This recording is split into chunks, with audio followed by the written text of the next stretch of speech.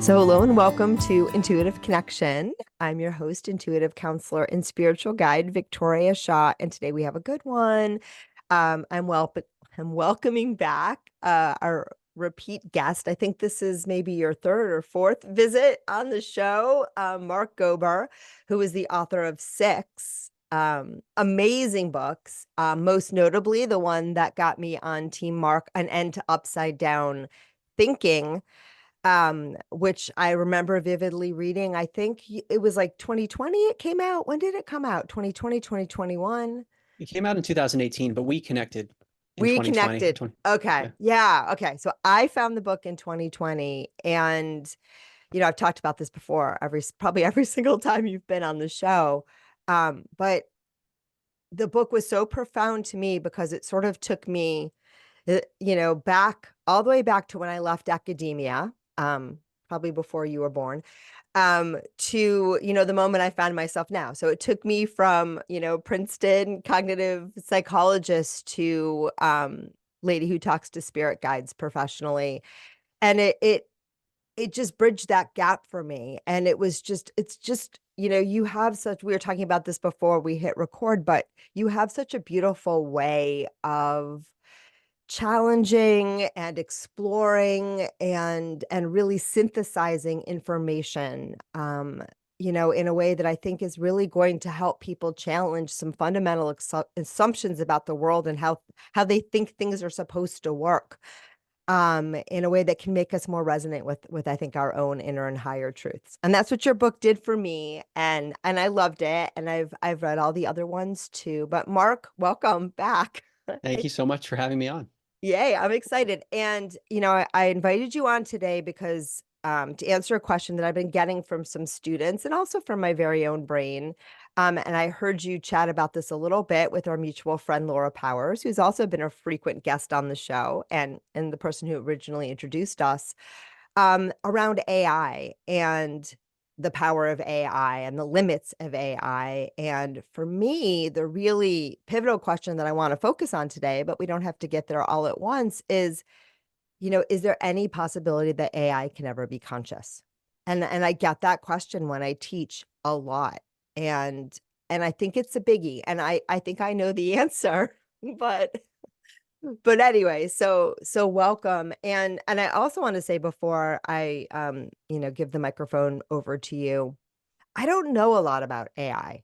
So I don't use it a lot. I don't pay attention to it a lot. I have started asking Chat GPT to come up with titles for my podcasts because I hate coming up with titles for my podcasts. And like, this is not how my brain works. So it's been pretty good. And this morning, before coming live, I decided to see if I could get it to write a summary of the podcast around twin flames and why I'm not a fan of that concept. And so we could talk about that too. It was very interesting. The first time I asked it to debunk twin flames, it went all sciencey on me and said, that's pseudoscience, and that's not what my episode is about, friends. You know that. And so I got a little more specific and I said, debunking the idea of twin flames because there shouldn't be this idea that I'm doing a terrible job of telling what the episode was about and what I asked AI to do, but basically debunking this notion that there's something outside of ourselves that we need to complete ourselves. And it got warmer. It got warmer. I'm still not going to use that as my summary in the show notes, but it got closer. So anyway, Mark, welcome. Tell us about AI. Okay. Well, let me tell you how I got started with it because I wasn't that interested in it myself. I had talked about it with regard to consciousness, whether AI can be conscious. We'll get to that later. When I wrote my first book initially, because I got that question even back then. So I Right. had a little section on it and I have very similar opinions to what I had then on it. But AI has become really popular recently because of they're called LLMs, large language models. And basically it's a Google search on steroids. So if you want to know something, you can type in Google, tell me about this, but a Chat GPT or Anthropic has an AI called Claude, or Google has one called Gemini. They're very similar where you prompt with basically a question or statement, whatever it is, and then it processes lots of information and gives you an answer. That's basically what it is. And it can be very helpful, like in your situation where you can give it a bunch of data and ask it to synthesize, but the problem is it's based on the data it has and what it's biased towards. So there's what I find, because I ask it questions about all sorts of crazy things and various ideas that challenge the mainstream. And its initial instinct always is to start with consensus. Right. And different AIs have different tendencies. So I found there, like if you ask three different AIs the same question, you might get different answers. And if you eventually lead it down a path where you can, because they're very logical, they're computers, you can eventually get them to admit that the consensus is wrong about something if you present it with the right information. But some of the AIs are more reluctant than others to make that admission. So there's all sorts of implications ethically with this sort of thing. And I think there's, like with any technology, there's something beneficial and then something that could be very nefarious. Like anything is that way. So what I like about the AIs in my process is that I can learn very quickly what the consensus thinks about something, because I'm usually challenging consensus. So I say, oh, this is what the counter arguments are going to be. Good to know. And it's also helpful to see how it processes counter arguments. If you push it, you can say, oh, this is how the consensus is going to push back. Or if I present it with this logic, it's forced to admit that the consensus is wrong. So we could actually get to truth in many ways and use it as a sparring partner to get to truth. And that's something I'm very interested in. So I see that as a very benevolent thing. The downside is that it can bias people toward opinions. And if you're naive on a topic, I know this, I don't know about every topic, certainly, or even within a topic, I don't know everything. But if I get to a topic where I don't know much about how to push back, I could see how one would be swayed by the answer. Whereas in other areas, I'll look at the answer and say, it uses these words. It's very biased. I'm going to put this prompt in to correct it. But that's only because I have a lot of knowledge. So it does take a skilled user to use AI very well. Right. Yeah, wow, you said so much in there. And I would say the same thing about Google searches too, right? There are certain things that I've wanted to Google search that Google will not give me the answer that, Google will give me a very consensus answer. There are some things on Google, and I think this is intentional, you cannot find, Yeah. right? So I don't think this is a new problem. I think this is an extension of an old problem, or a continuing problem.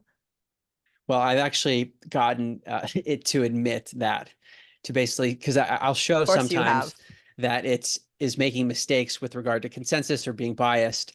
And then I'll ask it things like, well, are you just giving us insights into how the media and other tech platforms essentially can shadow ban or censor information? And it has admitted, yes, this is exactly how it happens. I love that so much. Yeah. But So my the Instagram, I post their AI's answers if people are interested. So you can see that AI makes these admissions. I take screenshots and post them. Wow. So you are helping AI recognize how biased it is. I wish We'll that were we'll, true. we'll get there. We'll get there. Yeah, I am within our conversation, but if you start a new conversation, it doesn't remember. So every time I have to basically restart it. It doesn't seem like they learn, but it could change in a few months. Maybe they will learn across the board, but it Ooh, hasn't happened yet. that made me a little uncomfortable when I thought about that.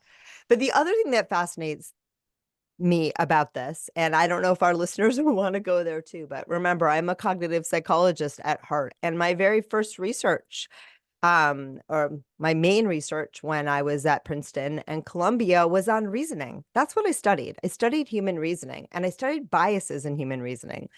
That was like literally what I did. And I studied belief biases. My dissertation is on the fact that when people reason, they're not super logical. They don't care very much about the structure of an argument or whether the premises, right, support the conclusion that they're drawing. What they mostly care about is, do I agree with this? Does this check with what I already think I know? And, I think that AI is probably AI maybe has more capability for actually logical reflection, it sounds like, which is really, really good because people sometimes don't go there. And part of my research was how to help people go there. You can teach people to look at it. If you tell them to look at it, they will. If you tell them what a premise and a conclusion is and you suggest that they go there, they do pay attention to it a tiny bit more. And if they disagree with what you're saying, they pay attention to it a lot more because they're really good at finding what's wrong with your argument if they don't like what you're saying. Mhm. This is all common sense, right? But sometimes psychology just goes in the lab and proves common sense. But for me, what's fascinating me is you have like this sort of microcosm for, I think, how reasoning works for a lot of people right there in AI. right? I'm thinking about some of these systems are, easier to change their mind than others. Have you ever met some people they're really slow for those paradigm shifts. Others are really quick. They change their mind all the time, right? And so as a cognitive psychologist, I'm so curious about how we could use this technology too for some reflection on, the human minds that created it and what this tells us about our reasoning process. I hadn't thought of it that way. And I studied psychology in undergrad too, so I'm very Yeah, familiar with you this stuff. studied And decision making too, right? I did. I hadn't put this together until now, but we are getting some in, well, this also gets into the question of consciousness. And I Yes. don't think AI is exactly conscious, but it's telling us, it's still giving us valuable information. So what is coming to mind is that, let's say I'll start by asking a question and I'll get a consensus answer from the AI. Then I'll lead it down a path with multiple prompts and get it to admit that it was wrong and that it gave me misinformation or that it gave improper reasoning. And then it will give an answer that completely contradicts the consensus. And then I'll say, come on, are you really saying this? I can't believe you as an AI are telling me this. It goes against the consensus. And then it'll flip and say, oh, I'm so sorry. You're right. It will Wow. do that sometimes. Other times it will say, I know I'm upsetting you right now, but we have to go with science and logic. And it actually contradicts the consensus. And it is how Wow. certain people will be too. Because sometimes if you just push someone, they'll say, oh, yeah, actually, you're right. If you're forceful with a counter argument, regardless of whether or not it has validity. So I see that behavior in the AI too. Wow. Wow. It's fascinating. And I really do think it can give us a lot of insights about human reasoning and the limits of human reasoning. Because what I think, just to jump ahead, but we'll see if you where you fall on this, is I feel that AI and all these technologies is an extension of our, internal reasoning mechanism, which I don't think has anything to do with consciousness. I think it's our conditioned mind. I think we learn a bunch of things about the world. We learn about how we can make cases, make arguments, and understand the world from that conceptual framework. And this, I believe AI is an externalization and perhaps amplification of that. And obviously, it's working on slightly different parameters, perhaps, it doesn't have maybe emotion. We could talk about that too. But I really feel like it's just a great representation of how the human mind often works. But I don't equate the human mind or the human personality with who and what I really am. I think of my mind as a tool to have this 3D experience. And I think of my mind as something I learned in the first 7 years of my life, and then it just kept developing, so I could have this human experience. That's how I understand life. And so for me, consciousness doesn't come from there. Consciousness is the person that's aware, the part, not the person, the part of me that's aware of that, that's Mhm. interacting with that, that is super conscious of that. So anyway, that's what I think, but I'm going to throw it back to you. Yeah, I don't think consciousness will emerge from any computer. That's basically how I would say it. Because, and this is the thesis of my first book, An End to Upside Down Thinking, that consciousness doesn't emerge from anything material, and rather what we call material emerges from consciousness. Right. So that would say AI is just a material thing. It's a computer. Consciousness isn't just going to magically pop out. Whereas many neuroscientists would say, yeah, we don't fully understand consciousness, but at a certain level of complexity, consciousness pops out as an epiphenomenon. And we don't know when it's going to happen, but with AI, it will eventually happen and the machines will develop feelings and emotions and that sense of subjective awareness. Right. That is a theory. That's a hypothesis that we have not tested. And actually, Federico Faggin, who was one of the inventors of the microprocessor back in the Intel days, like early on, he had a mystical experience, which he's now written about. He's been emphatic publicly about AI. It's talking the way that we are, that AI is not going to become conscious for those very reasons. Doesn't mean AI won't be intelligent.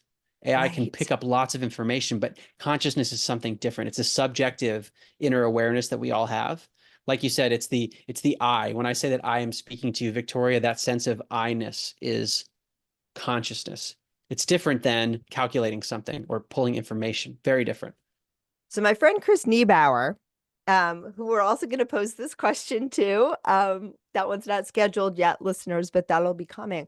My friend Chris Niebauer he's a neuropsychologist, right? And he studies Hemispheric specialization is his specialty. And he wrote a beautiful book called No Self, No Problem. The premise of which is, and you may want to check this out. I'm sure I've referred your book to him because I sent your book to everybody, Mark, Thank you. Thank you. for real. But anyway, he talks about if you go looking for that sense of self in the brain, right? You don't find it. You can't find the sense of self in the brain, but you can find that the left hemisphere of your brain creates this false sense of self. And he gives tons of research. So for me, I'm full on. I think that it's a brilliant way of talking about it. He talks about how it aligns with, Buddhist teachings. So I don't even think it's the I personally that makes us who we are. It's the awareness, right? That's what I think. I think it's the field of awareness. I am the field of awareness that is aware of this false sense of self that my brain is creating for me, that my human conditioning is creating for me. I am the sense of awareness that is aware of all the things that I think that I think. And I think the error is a lot of times we get lost in the I, in the facts, in the truths, and we lose sense of who we are, right? So someone like Eckhart Tolle would say you are pure presence, right? When you over identify with that false sense of who you are, right? And all the things that and I'm right or wrong, and this is true, and this is not true, then, we are flickering out of awareness. So anyway, that's my perspective. I'd love to hear how that lands with you. Mm. Yeah, I would say I generally agree. We're starting to get into very abstract territory, and the distinctions become linguistic at a Right. certain point. Yeah, for sure. Because we're dealing with something we can't point to or draw. It's non-physical. Levels of awareness and presence is what we're trying to talk about. And this is why consciousness is such a hotly debated topic, because we can't really Yes. show it on a screen and try to dissect it. Yeah. I was invited I think it was last summer, the summer before, to a consciousness expo here in San Diego. Not consciousness expo, like consciousness research studies. Dean Radin was a participant, like, all the big name folks. And it was here in University of Arizona, so they weren't all present. But one guy, it was the middle of a tropical storm, which apparently we have here once, just when Victoria's here in San Diego. So it was a very bizarre weekend and a bizarre event. But I got to participate in some of it. And I remember one gentleman was saying that he had created a device that measures consciousness. He was like, and he was presenting all this research about his device that measures consciousness. And, I wasn't buying it, to be honest. Um, but it was so interesting because it made me think of the same thing that you're saying, that it's words. It's words. It's how we choose to define it. So he was measuring something, but it wasn't necessarily what I would think of as consciousness. I mean, but Right. Now we're getting into like deep philosophical, all right, all right. ontological questions. Because if consciousness is everything, how can we really measure consciousness? Can consciousness measure itself? I don't know how these things work. We can measure qualities of consciousness or modulations, or the frequencies emitted within it or something like that. Right. I don't know the answer to these things. My brain Yeah. starts to explode at a certain Okay, point. I'm not going to hurt your brain, and again, I don't even know if my listeners love this stuff as much as I do, but I just do what I do, my friend. But I want to go back to something else that you said, because I think this is at the crux of things, and it is why I invited you on the show and wanted to have this conversation with you. This idea that if you believe that consciousness arises from matter, right? Which some people still do, um, believe it or not, despite a lot of great evidence and, to the contrary, which you present so brilliantly in your book. If you believe that, then you have to say that AI could be conscious, right? That we could, if the human machine can create consciousness, then clearly a mechanical machine that we can build can create consciousness. But you don't think that. So can you share a little bit about why that's not the case? Yeah, well, the reason that many people do think it is the case is because there are strong correlations between activity in the brain and types of conscious experience. So you can play with parts of the brain and then see that the person's consciousness shifts. And you can say, look, we changed the brain, we changed consciousness. They're called neural correlates of consciousness, Right. NCC. That's a big term, acronym in the neuroscience field. And so the problem from a logical standpoint is that we can't conclude that something is caused just because there's a correlation. Correlation doesn't necessarily imply causation. And the analogy that's often used is that if you have firefighters at the scene of a fire, you could conclude, well, the firefighters must be causing the fire because they're related to each other. And we know, well, actually, there's another way to explain the relationship between these two things. Right. This is such an important logical issue in so many things. I mean, I talked about in the medicine book and many others I'm seeing, it's like logical fallacies are really important where we observe things and then jump to models about what the explanation for those observations are when maybe there are other explanations. So with regard to the brain and consciousness, there are other ways to explain the neural correlates of consciousness. Brain activity is certainly important in how we experience the world, but what if the brain has some other role? What if it's like an antenna receiver or a filtering mechanism or a processor or a transducer, something else? In the same way that if you're watching television and the show that you're watching, it shows up great on your screen, and then you take a hammer and you smash the antenna that's receiving the signal, all of a sudden the show doesn't look so great on your screen. It's not because the signal was damaged. The signal's still out there.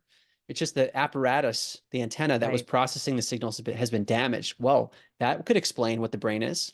So these other explanations. And when we look Right. at lots of data and quote unquote anomalies, they're only anomalies for the conventional model that the brain creates consciousness. These anomalies work much better by saying that consciousness is non-local, meaning the brain is somehow processing as a transducer or something like that, versus being the producer of consciousness. And then once you get into that realm, everything starts to change, because if consciousness is something like our awareness, our presence, whatever we want to call it, and if it's coming from seemingly outside the biology, whoa, what does that mean a human being is? And in the context of AI, is okay, now it gets a little complex. I'll pause there unless you want to say something. No, no, go, go. Okay. So now this is where I have been asking questions, because I don't think AI, because it's just material, I don't think consciousness is going to pop out of it in the same way I don't think consciousness pops out of the brain. But our biology does seem to in in bring in consciousness or process it in a way. So let's just say, let's use this as a premise that our biology is an interface with consciousness. Something about biological material has that capacity. Let's just take that as a premise.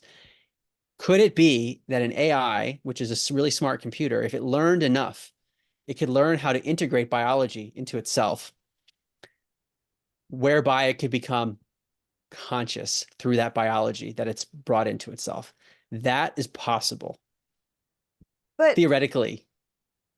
what makes biology like a special form of matter? I don't know. Is it all the same stuff, my friend? I mean, here's yeah, go ahead. But I don't know. I see, that's what I don't understand about humans or any, let's say, biological entity or whatever entity has is bringing in consciousness. There's something, there's some kind of interface apparently. Like, so let's look at organ transplants. So okay, there are recipients of organs sometimes who take on memories or even personality traits or characteristics or food preferences of the person they got the organ from. right, And there's a book called The Heart's Code by Paul Pearsall. He aggregates many of these cases. And Cleve Baxter, who did lie detection for the CIA, he was doing like lie detection with plants, and he would try to burn the leaf of the plant, and then the lie detector would spike. So he would see that these biological entities that we wouldn't think would be conscious seem to have a consciousness. And he would even take cells and put them outside the person's body. And when the person was stimulated, the cells that were outside the body would also be stimulated. There was some kind of connection. He wrote a wow. book called Primary Perception that goes through a lot of these sorts of studies. And even with bacteria, there were weird connections. So my point is, I'm thinking out loud here, right, that there's something in this material that is life-giving material, which I would call biology. So plants, bacteria, humans. And the question would be, do metals have that? Metals in a computer, basically, because that's what an AI is, effectively. But look, we know that, and you talked about this on Laura's show as well. We know that consciousness, our intention, our intentionality can affect matter. right? Yeah. People bend spoons. I can't Mhm. bend spoons. People can affect a random number generator, right? We can do that. So that's metal. That's a computer, right? We are interacting. Our consciousness can interact with all material things, right? Including biology, not biology. So isn't it just the same thing? Well, I agree that our consciousness can interact. The question is, can other types of matter become vessels through which consciousness is acting? Got it. So you believe your human body is a vessel through which consciousness is acting and a computer is not. That would be the hypothesis, but I Hmm. don't know. I don't know. Interesting. All right. I want to tune in and hear what the guides have to say about all of this because when I'm tuning into my spirit guides, they're like, you really wanted to have this conversation, Victoria? Yeah, for me, what I love about AI and I think I said this before is the way that I see it is it's really an externalization or an extension of what we're doing already in our sweet little minds. We are externalizing that. We've been doing that for a really long time in making machines and making things. They're an extension of our intelligence. But I don't believe they're an extension of our consciousness. Mhm. Right? Because you say it yourself, consciousness is everything. Consciousness is the foundation of all of these things. We may not understand what consciousness is because our brain can't contain that, our minds can't contain it, but it is the underpinning of everything. That much, I think, you have demonstrated in the beautiful research that you have done in your book. I mean, at least that was my takeaway. You wrote it. So if I'm if I'm quoting you wrong, stop me, please. But I don't, I think could a computer become self-aware? Possibly, I guess it could become self-reflective the way a person could become self-reflective. I don't believe that. Hmm. Ooh, now I hear you thinking. Go ahead. What were you gonna say? There's so many thoughts. I Oh don't even my know where to gosh. start. Yeah, so now we're getting into philosophical frameworks. I mean, there's one called constitutive panpsychism. Okay. So panpsychism is the idea that everything is conscious, but constitutive psychism is basically that each little piece of matter, whatever the smallest unit of matter is, has some little consciousness in it. And when you bring them together, then you get a more advanced version of consciousness.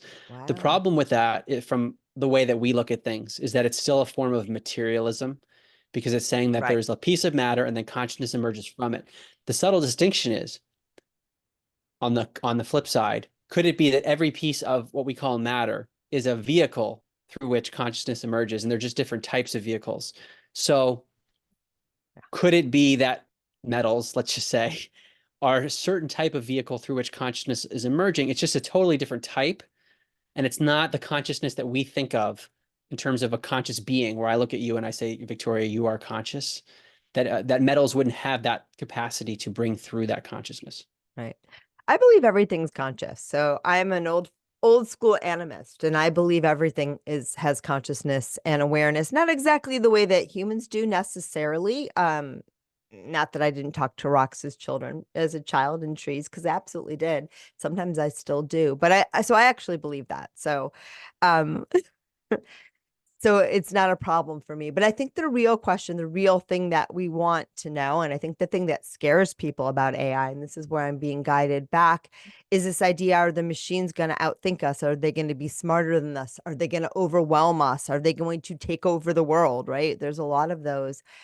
And for me, that story, it's an old story, has always been a metaphor for what our very own sweet minds do in our very own experience, right? We have this ego, we have this mind, and it can sometimes run the show rather than us being that point of awareness that decides how we want to interact with all of this stuff and what choices we make and our intentionality. And so for me, it doesn't really matter. I mean, first of all, it's just a word, right? What we call consciousness is what we call consciousness. And just like this guy in the lab that said, I have this device that measures consciousness. For me, I wasn't buying it.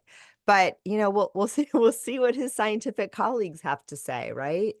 It's a lot of it is just how we define things. But for me, that great field of awareness from which we all come from, that's in everything, that's everywhere. And we're interacting with that, from the perspective of having this human experience. And will a computer become another personality in the world? Well, for you, I think it already is. You're having these intense conversations with AI and trying to change its mind. It's adorable and fascinating, right?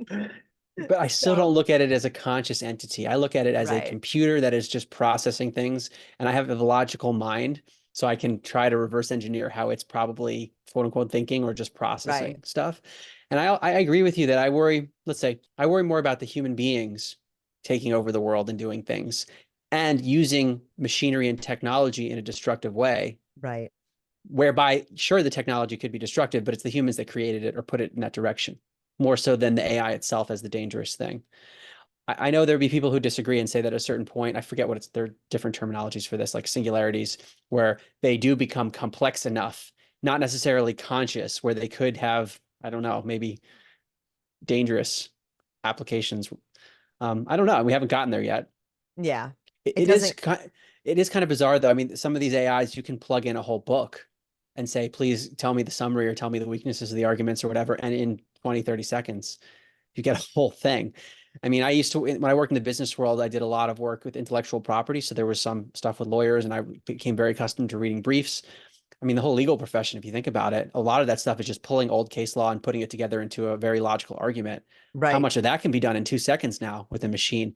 Now, is that bad? I don't know. That's a probably an efficiency that can allow our consciousnesses to explore other things. So I see that as a beneficial thing. But in terms of job displacements in a practical sense, a lot of right. things that now a human being, has to do, menial labor, that's going to probably be replaced. Right.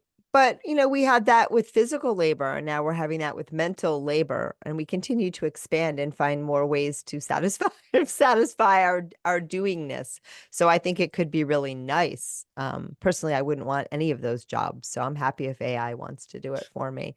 But my son who's just about to get his law degree, maybe not. Maybe he still wants that entry level job of doing all that legal research. All right, we actually have to wrap up. Which I can't really believe that we've been talking this long, but I want to kind of end with something practical. I think we're in agreement, probably. Or maybe not in agreement, but we're semi in agreement that it is unlikely that consciousness as we know it, as we understand it, will ever emerge from, this AI thing that we have created. Um, Yes. yeah. And I think so. And I think for me, it's not about life, not life. It's not about anything else. It's just that consciousness doesn't come from the material. Consciousness is the underpinnings of everything. But I would love to end too with because I know that you know so much about this. What do you think is responsible use of AI? Like what were some pointers that you give people about how to interact with this tool in a way that's going to be helpful to them and not destructive? I think it can simplify many aspects of life in terms of being able to pull information. It has access to so much and can process very efficiently. So if you want to know things, it's a good place to start. Like I said before, it can also be a very valuable sparring partner to learn about your own arguments and see where the Yeah. weaknesses are, and to learn what the consensus says. And it, it's helpful for me as someone who challenges with new arguments to bring information that the AI probably doesn't. Maybe it has access to, but it's not biased toward. I don't know what the inner algorithms are, so it's hard to say. But if I present it with something, I can see whether that information is strong to a logical machine. That's very helpful Mhm. for me to learn. It's huge. It's huge. It's beautiful. All right. Anything else that you want to share about this topic before we start to wind her down?